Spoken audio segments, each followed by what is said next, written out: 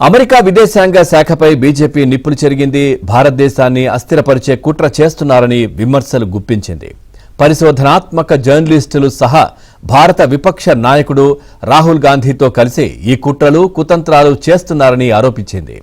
ఈ విమర్శలు రాజకీయంగా పెను సంచలనానికి దారితీశాయి.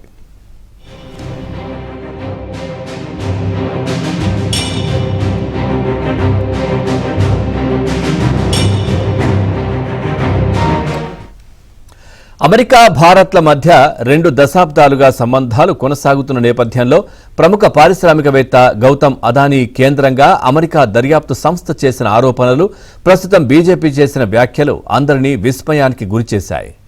Organised crime, corruption reporting project కథనాలను ప్రస్తావిస్తూ కాంగ్రెస్ పార్టీ అదానీ గ్రూప్పై ఏకపక్షంగా విమర్శలు చేస్తోందని బీజేపీ దుయ్యబట్టింది.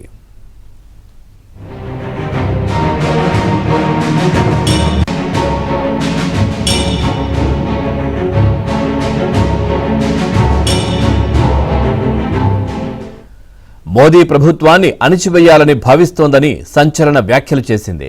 అదానీ గ్రూప్పై ఎఫ్బీఐ చేసిన లంచాల ఆరోపణలను బీజేపీ నిరాధారమైనవని కొట్టిపారేసింది.